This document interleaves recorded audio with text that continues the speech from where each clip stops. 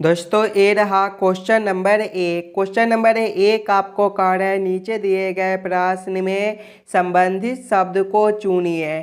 संबंधित शब्द चुनने के लिए बोला जा रहा है प्रश्न आपको कह रहा है जिस प्रकार से अंधेरा का संबंध प्रकाश के साथ है उसी प्रकार से आप लोगों से पूछा जा रहा है ये दोनों क्वेश्चन मार्क पर कौन से शब्द भरे जाएंगे। अगर आप लोग ध्यान से देखिएगा तो अंधेरा का विलोम शब्द आपका प्रकाश होता है। इसी प्रकार के संबंधित ऑप्शन को देखेंगे तो ऑप्शन नंबर ए में देखिएगा गरम का विलोम शब्द आपका ठंडा होता है, यानी कि इस वाले क्वेश्चन मार्क पर आपका गरम और इस वाले क्वेश्चन मार्क पर आपका ठंडा भरा जाएगा। क्वेश्चन नंबर 1 का आपका ऑप्शन नंबर ए जो है सही उत्तर बनता है। चलिए अगले प्रश्न की ओर हम लोग चलेंगे, क्वेश्चन नंबर 2 की ओर। ये रहा क्वेश्चन नंबर 2। क्वेश्चन नंबर 2 आपको कह रहा है नीचे दिए गए प्रश्न में संबंधित संख्या को चुनिए।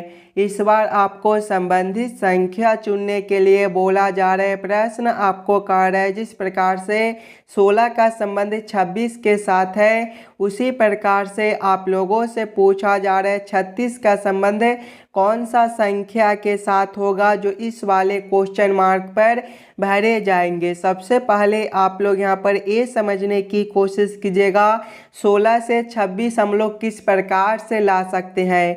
अगर हम लोग देखिएगा 16 प्लस 10 करते हैं तो आपका 26 बनता है। वही सेम आगे करके देखेंगे 36 प्लस अगर हम लोग 10 करते हैं तो आपका 46 हो जाएगा। 46 आपका किसी भी ऑप्शन में नहीं दिया गया है, यानी कि ये तरीका हमारा गलत हो जाएगा। कोई दूसरे तरीके से हम लोग सोचेंगे 16 से 26 लाने को। 16 को देखिएगा तो 16 क्या है 4 का स्क्वायर है और 26 को देखिएगा तो आपका 5 का स्क्वायर प्लस 1 है। ध्यान से देखिएगा 4 का स्क्वायर है तो अगला प्लस 1 करके 5 का स्क्वायर है और उसमें भी प्लस 1 है। उसी प्रकार से 36 को देखिएगा तो 36 आपका 6 का स्क्वायर है। यहाँ पर देखिए प्लस 1 तो आगे भी हम लोग प्लस 1 करेंगे। 6 प्लस 1 आपका 7 होता है, यानी कि अगला 7 का स्क्वायर हो जाएगा। उसके बाद प्लस 1 यानी कि यहाँ पर भी प्लस 1 हो जाएगा। 7 का स्क्वायर आपका 49 होता है। 49 प्लस 1 आपका 50 बनता है। 50 आपका ऑप्शन नंबर बी में दिया गया है जो कि आपका सही उत्तर हो जाएगा। इस वाले क्वेश्चन मार्क पर आपका 50 भरा जाएगा। चलिए अगले प्रश्न की ओर हम लोग चलेंगे, क्वेश्चन नंबर 3 की ओर। ये रहा क्वेश्चन नंबर 3। क्वेश्चन नंबर 3 आपको कह रहा है लुप्त संख्या ज्ञात करें। मिसिंग नंबर से रिलेटेड प्रश्न है। यहाँ पर आपका एक क्वेश्चन मार्क है। इस वाले क्वेश्चन मार्क पर आपका कौन सा संख्या भरा जाएगा ये आप लोगों से पूछ रहा है। सबसे पहले आप लोग क्वेश्चन के पैटर्न को ध्यान से देखिएगा। ध्यान से देखिएगा तो ऊपर वाला संख्या देखिए 100, 225 है, 49 है और 121 है। ये सभी संख्या जो है किसी न किसी संख्या के स्क्वायर दिया गया है। जैसे कि 225 जो है आपका 15 का स्क्वायर होता है। अगर आप लोग ध्यान से देखिएगा तो 8 प्लस 7 अगर हम लोग करते हैं तो आपका 15 बनता है और 15 का स्क्वायर आपका 225 होता है। देखिए 225 आपका ऊपर दिया गया है। उसी प्रकार से आगे देखिएगा नीचे वाले दोनों संख्या को आपस में जोड़ेंगे तो 3 प्लस 4 जो है ये आपका 7 बनता है और 7 का स्क्वायर आपका 49 होता है। देखिए ऊपर वाला संख्या आपका 49 दिया हुआ है। उसी प्रकार से 121 को देखिएगा तो ये आपका 11 का स्क्वायर होता है, यानी कि 6 में हम लोग कौन सा संख्या को जोड़ेंगे ताकि 11 बन जाए तो 6 प्लस 5 करेंगे तो आपका 11 हो जाएगा। देखिए 6 प्लस 5 आपका 11 होता है और 11 का स्क्वायर आपका 121 होता है। देखिए ऊपर वाला संख्या आपका 121 दिया हुआ है, यानी कि इस वाले क्वेश्चन मार्क पर आपका 5 भरा जाएगा। 5 आपका ऑप्शन नंबर बी में दिया गया है जो कि आपका सही उत्तर बनता है। चलिए अगले प्रश्न की ओर हम लोग चलेंगे, क्वेश्चन नंबर 4 की ओर। ये रहा क्वेश्चन नंबर 4। क्वेश्चन नंबर 4 आपको कह रहा है दी गई आकृति में कितने त्रिभुज है। इस वाले आकृति के अंदर कितने त्रिभुज ट्रायंगल बनते हैं ये आप लोगों से पूछ रहा है। सबसे पहले आप लोग वीडियो को रोक लीजिएगा और खुद से ज़रूर काउंटिंग करने की कोशिश कीजिएगा इस वाले आकृति के अंदर कितना त्रिभुज बनता है। देखिए, जब भी आपको त्रिभुज काउंटिंग करने के लिए बोले तो पहले आप लोग आकृति को ध्यान से देखिएगा। अगर आप लोग ध्यान से देखिएगा तो यहाँ से लेकर यहाँ तक जो है वो आपका एक वर्ग बनता है। और जब भी आपको वर्ग हो या फिर चतुर्भुज हो उसके अंदर त्रिभुज काउंटिंग करने के लिए बोले तो पहले आप लोग छोटे छोटे खंड को काउंटिंग कर लीजिएगा और उसमें 2 से गुना कर दीजिएगा। ये आपका ट्रिक है। इस वाले वर्ग के अंदर छोटे छोटे खंड को देखिएगा तो एक खंड आपका ए बनता है, दूसरा ए बनता है, तीसरा ए बनता है, चौथा ए बनता है, पांचवा ए बनता है, छठा ए बनता है, सातवां ए बनता है और आठवां खंड आपका ए बनता है। इसके अंदर 8 छोटे छोटे खंड है तो हम लोग 8 गुना 2 करेंगे तो आपका 16 हो जाएगा। यानी कि इस वाले वर्ग के अंदर जो है वो आपके 16 त्रिभुज बनते हैं। 17वां आपका ए हो जाएगा, 18वां आपका ए हो जाएगा। और ध्यान से देखिएगा तो एक त्रिभुज आपका यहाँ से लेकर यहाँ तक भी बनता है, ये आपका 19वां हो जाएगा। इसी प्रकार से देखिएगा तो एक आपका यहाँ से लेकर यहाँ तक भी बनता है, ये जो है ये आपका 20वां त्रिभुज हो जाएगा। यानी कि इस वाले आकृति के अंदर 20 त्रिभुज बनता है। 20 आपका ऑप्शन नंबर सी में दिया गया है जो कि आपका सही उत्तर हो जाएगा। चलिए अगले प्रश्न की ओर हम लोग चलेंगे, क्वेश्चन नंबर 5 की ओर। ये रहा क्वेश्चन नंबर 5। क्वेश्चन नंबर 5 आपको कह रहा है गणित, हिंदी और अंग्रेजी का सही वेन आरेख बताएं। गणित, हिंदी और अंग्रेजी का किस प्रकार से वेन आरेख वेन डायग्राम बनेगा ये आप लोगों से पूछ रहा है। सबसे पहले आप लोग ये समझने की कोशिश कीजिएगा गणित, हिंदी और अंग्रेजी में कौन शब्द किसके साथ संबंधित है, किसके अंदर हम लोग किसको रख सकते हैं। अगर आप लोग ध्यान से देखिएगा तो गणित विषय आपका अलग होता है, हिंदी विषय आपका अलग होता है और अंग्रेजी विषय भी आपका अलग होता है। यानी कि ये तीनों शब्द जो है वो आपके अलग अलग दिए गए हैं। यानी कि तीनों को हम लोग अलग अलग कर देंगे। इसका वेन आरेख वेन डायग्राम आपका कुछ इस प्रकार से बनेगा। इस प्रकार का वेन आरेख वेन डायग्राम आपका ऑप्शन नंबर डी में दिया गया है जो कि आपका सही उत्तर बनता है। चलिए अगले प्रश्न की ओर हम लोग चलेंगे, क्वेश्चन नंबर 6 की ओर। ये रहा क्वेश्चन नंबर 6। क्वेश्चन नंबर 6 आपको कह रहा है यदि P पति है Q का और R माता है S और Q की तो R से P का क्या संबंध है ये आप लोगों से पूछ रहा है। ये जो प्रश्न है ये आपका ब्लड रिलेशन से रिलेटेड प्रश्न है। और जब भी आपको इस प्रकार के प्रश्न देखने को मिले तो पहले आप लोग प्रश्न को ध्यान से पढ़िएगा और समझने की कोशिश कीजिएगा। देखिए प्रश्न पहले आपको कह रहा है P पति है Q का। P कौन है? पति है। Q का पति है मतलब एक ही पीढ़ी का है। यानी कि P के सामने हम लोग किसको रखेंगे? Q को रखेंगे। क्या रिश्ता है? पति का है तो आप लोग यहाँ पर पति भी लिख लीजिएगा। आगे प्रश्न को पढ़िएगा। आगे प्रश्न आपको कह रहा है R माता है S और Q की। R कौन है? माता है S और Q की।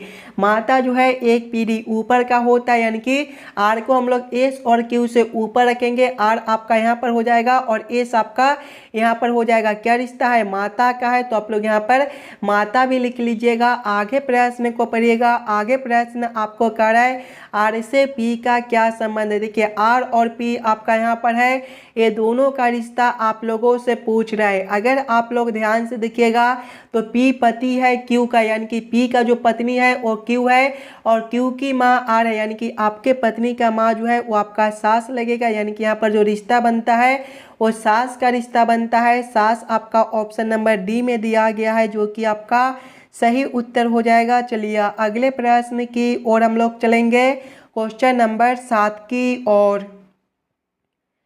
ये रहा क्वेश्चन नंबर 7। क्वेश्चन नंबर 7 आपको कह रहा है नीचे दिए गए श्रृंखला को पूरा करें। यहाँ पर आपका एक श्रृंखला दिया हुआ है और यहाँ पर एक क्वेश्चन मार्क है। इस वाले क्वेश्चन मार्क पर आपका कौन सा संख्या भरा जाएगा ये आप लोगों से पूछ रहा है। ये भी प्रश्न आपके लिए इम्पोर्टेंट प्रश्न है तो आप लोग वीडियो को रोककर खुद से ज़रूर सॉल्व करने की कोशिश कीजिएगा। सबसे पहले आप लोग श्रृंखला सीरीज को ध्यान से देखिएगा। श्रृंखला सीरीज को देखिएगा तो पहले आपका 7 दिया गया है, 7 के आगे आपका 18 दिया गया है, 18 के आगे आपका 40 दिया हुआ है, 40 के आगे आपका 73 दिया गया है, 73 के आगे आपका 117 है और इसके आगे क्वेश्चन मार्क है। अगर आप लोग इस वाले श्रृंखला सीरीज को देखिएगा तो ये जो श्रृंखला सीरीज है ये आपका ऊपर की ओर बढ़ रहा है। और जब भी आपको इस प्रकार के श्रृंखला सीरीज देखने को मिले तो पहले आप लोग अंतर को देखिएगा। देखिए 7 से आपका 18 है प्लस 11 का अंतर है, 18 से आपका 40 है प्लस 22 का अंतर है, 40 से आपका 73 है, यहाँ पर प्लस 33 का अंतर है, 73 से आपका 117 है, यहाँ पर आपका प्लस 44 का अंतर है और आगे आपका क्वेश्चन मार्क है। ध्यान से देखिएगा, प्लस 11 का अंतर है, प्लस 22 का है, प्लस 33 का है, प्लस 44 का है, यानी कि अगला अंतर जो है वो आपका प्लस 55 का हो जाएगा। 117 प्लस 55 जो है वो आपका 172 होता है। 172 आपका ऑप्शन नंबर ए में दिया गया है जो कि आपका सही उत्तर हो जाएगा। इस वाले क्वेश्चन मार्क पर आपका 172 भरा जाएगा। क्लियर है? चलिए अगले प्रश्न की ओर हम लोग चलेंगे, क्वेश्चन नंबर 8 की ओर। ये रहा क्वेश्चन नंबर 8। क्वेश्चन नंबर 8 आपको कह रहा है नीचे दिए गए अक्षर श्रृंखला को पूरा करें। यहाँ पर आपका एक अक्षर श्रृंखला दिया हुआ है और यहाँ पर एक क्वेश्चन मार्क है। इस वाले क्वेश्चन मार्क पर आपका कौन सा अक्षर भरा जाएगा ये आप लोगों से पूछ रहा है। ये भी प्रश्न आपके लिए इम्पोर्टेंट प्रश्न है, तो पहले आप लोग खुद से ज़रूर सॉल्व करने की कोशिश कीजिएगा। पहले आप लोग अक्षर श्रृंखला को ध्यान से देखिएगा।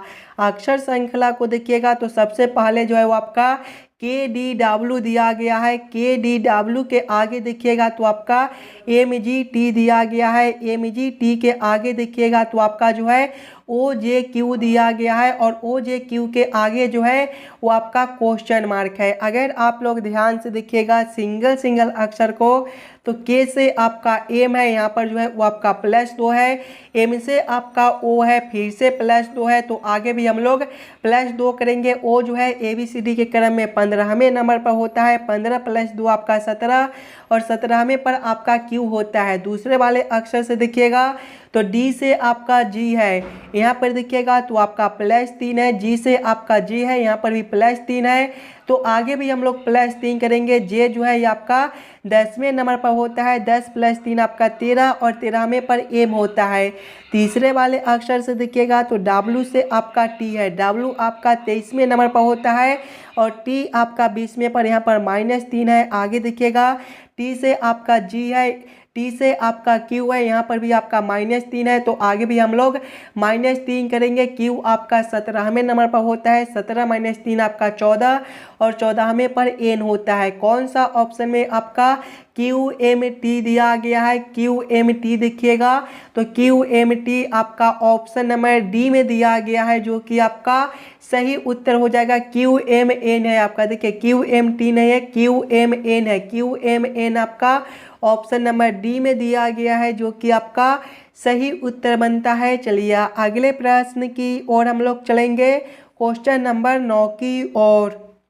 ये रहा क्वेश्चन नंबर 9। क्वेश्चन नंबर 9 आपको कह रहा है नीचे दिए गए आकृति श्रृंखला को पूरा करें।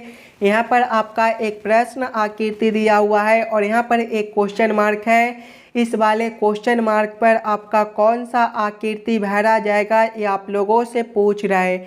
सबसे पहले आप लोग ये समझने की कोशिश कीजिएगा ये तीनों आकृति आपका किस प्रकार से संबंधित है। इसी प्रकार के संबंधित अगला आकृति आपका कौन सा बनेगा जो इस वाले क्वेश्चन मार्क पर भरे जाएंगे। अगर आप लोग ध्यान से देखिएगा ये तीनों आकृति को तो सबसे पहले सभी में जो है वो आपके कुछ इस प्रकार के आकृति बनता है। यानी कि हम लोग यहाँ पर भी जो है इस प्रकार के आकृति सबसे पहले बना लेंगे।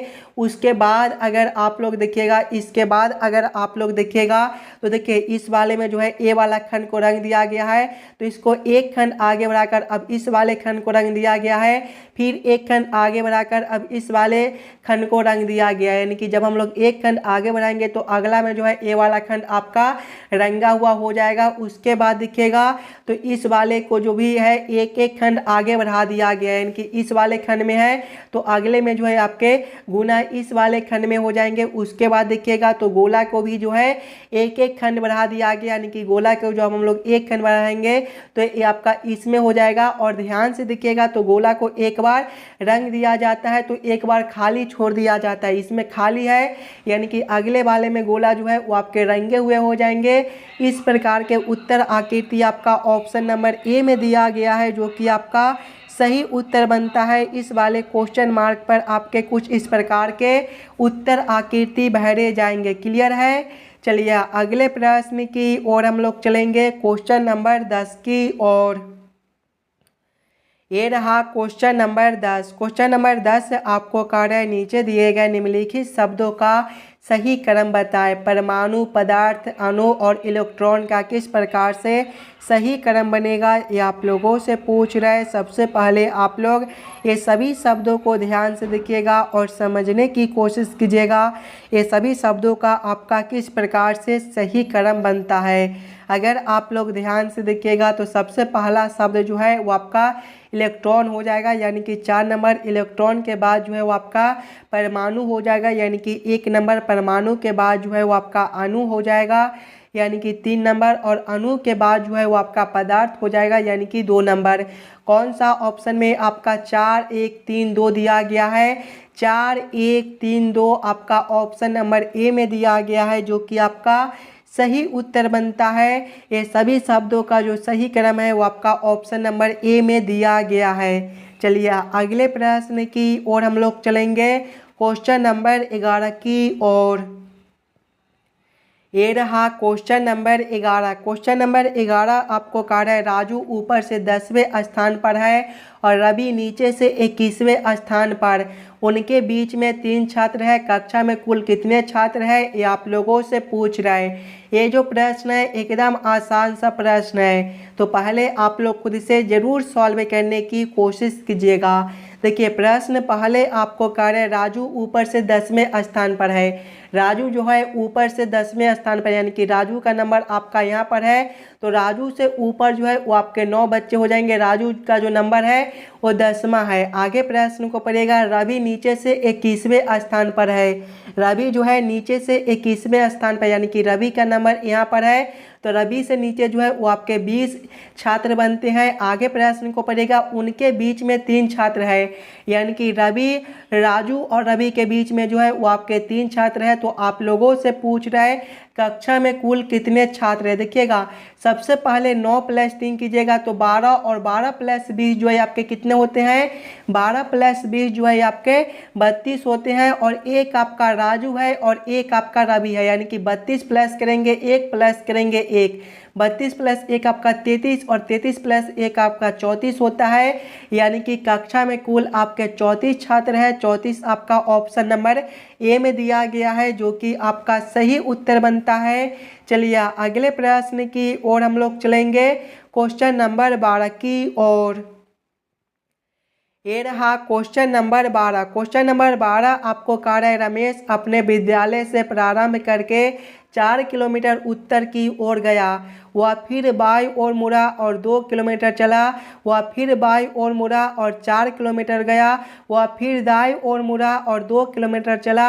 अब वह अपने विद्यालय से कितनी दूरी पर है, ये आप लोगों से पूछ रहा है।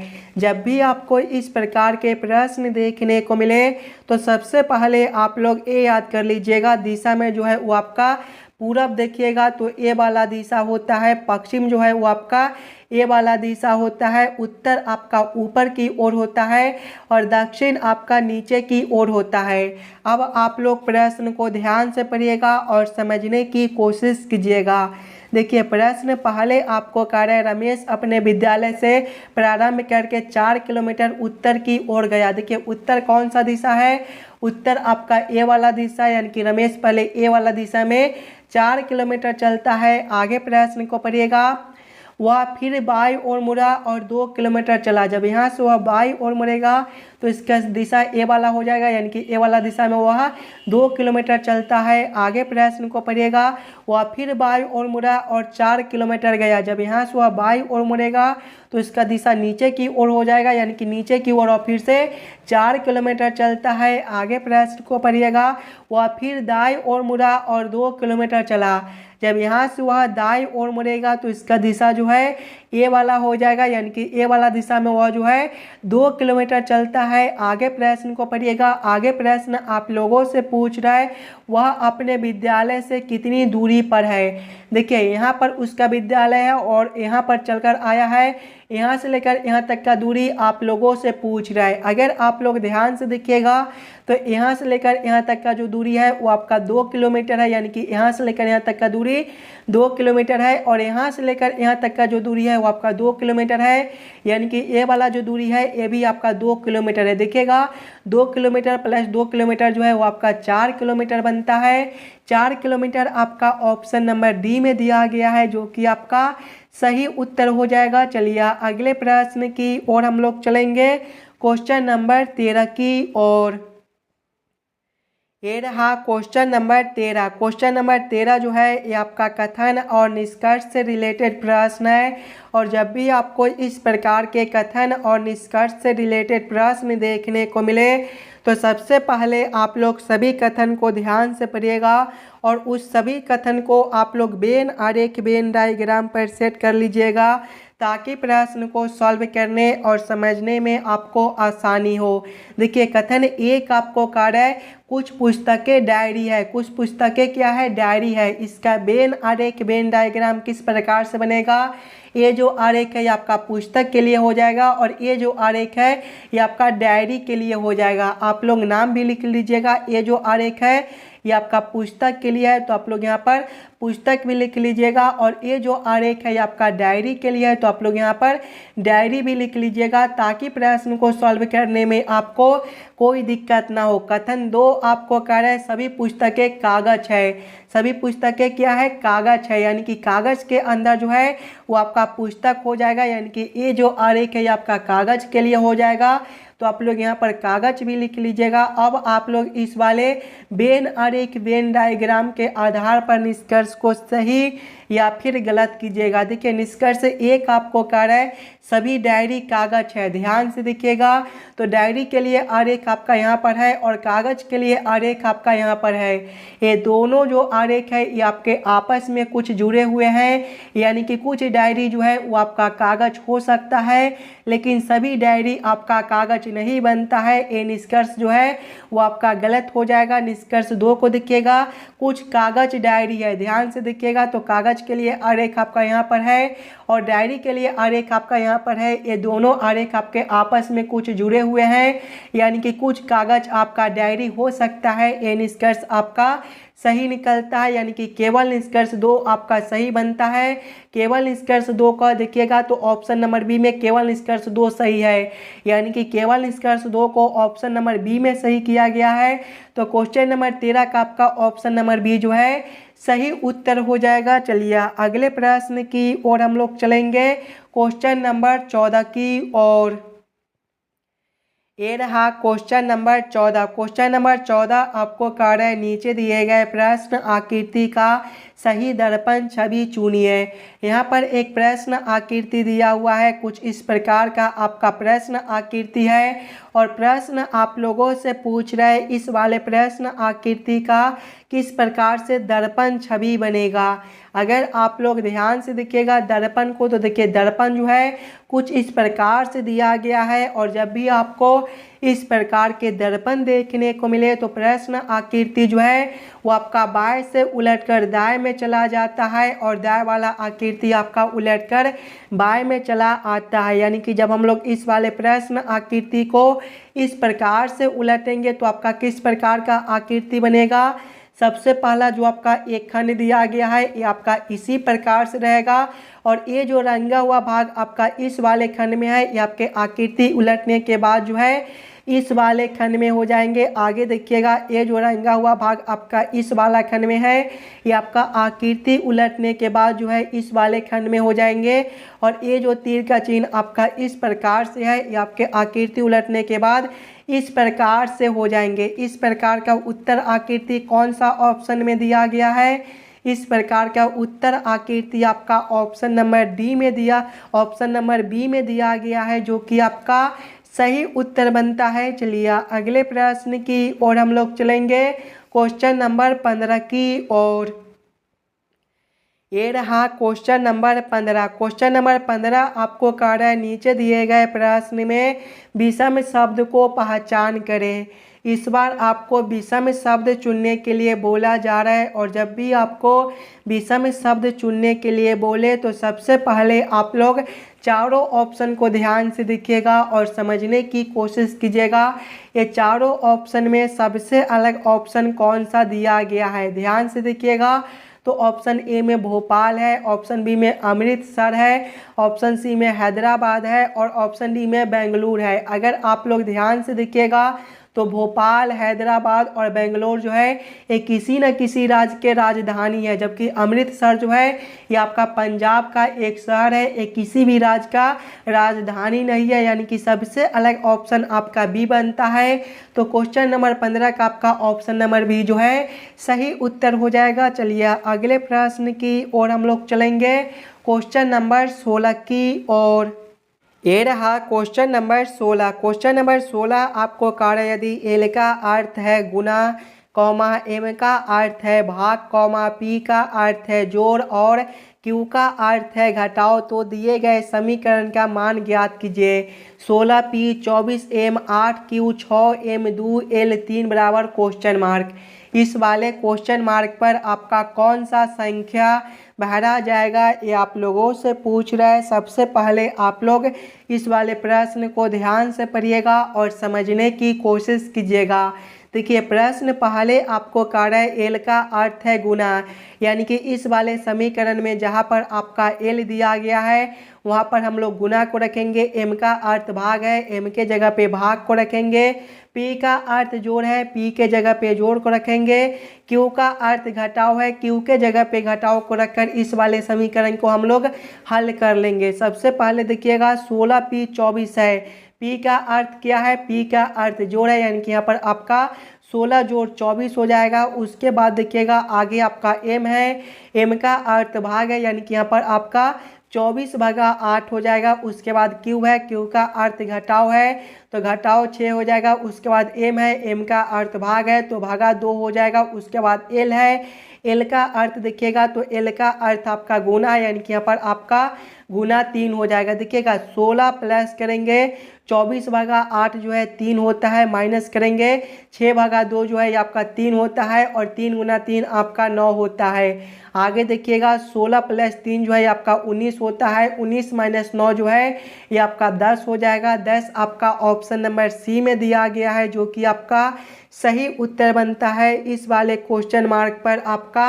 10 भरा जाएगा। क्लियर है? चलिए अगले प्रश्न की ओर हम लोग चलेंगे, क्वेश्चन नंबर 17 की ओर।